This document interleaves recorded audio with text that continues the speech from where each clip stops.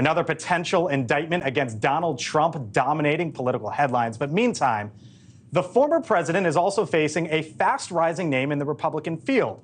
The candidate, 37 years old, has never run for federal office before and has made many millions as a tech executive. He's also catapulted toward the top of the field in a crowded Republican primary.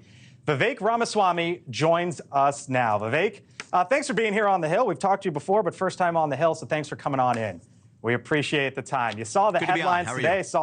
I'm doing well. You saw the news, saw the headlines, so let's start there.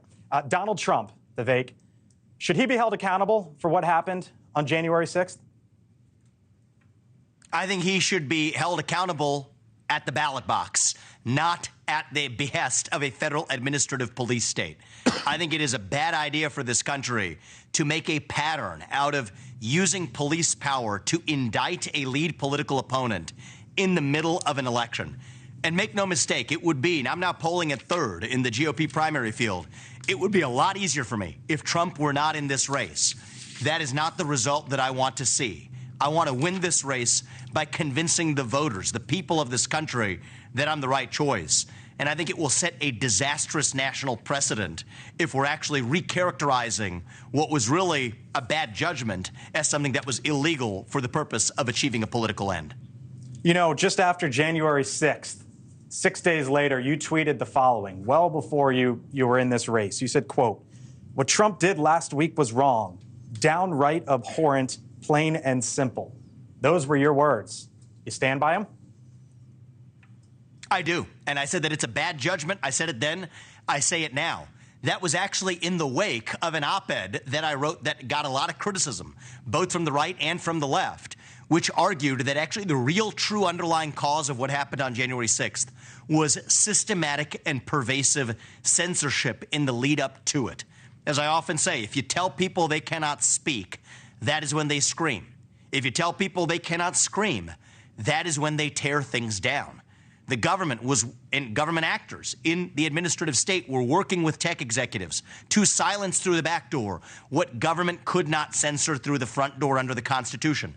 The Hunter Biden laptop story was systematically suppressed. You tell people they had to stay locked down in their basement if they're of one political persuasion, while people of a different political persuasion roam the streets of this country and commit violence.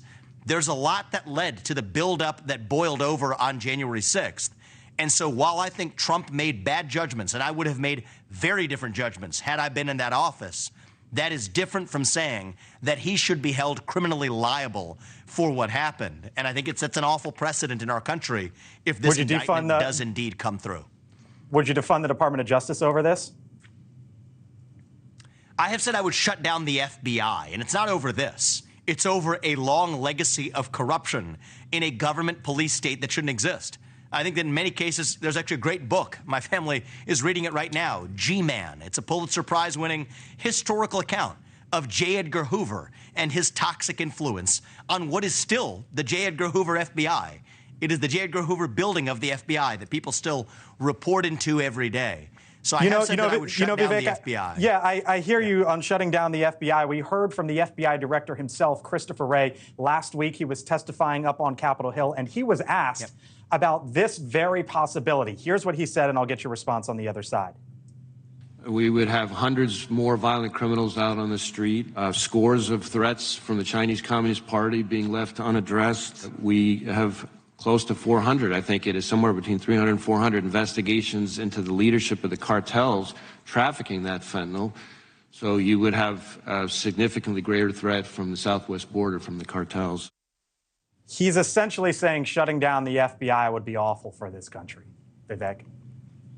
Well, look, I think we've heard those arguments from the FBI before, even in the context of partial government shutdowns in the case of debt ceiling negotiations over the last half decade. None of those catastrophes that they warned of actually came to pass. Further, in my plan to shut down the FBI, we're actually just going to reorganize some elements of it under the U.S. Marshals. The U.S. Marshals is an institution that has not been beset by the same corruption the FBI has experienced. Same thing with respect to the DEA. He brought up drug cases.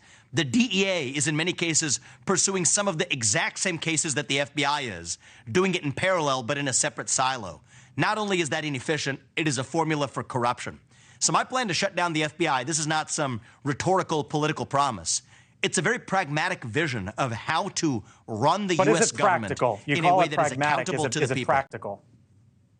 Thanks for watching. Go to newsnationnow.com to find News Nation on your television provider.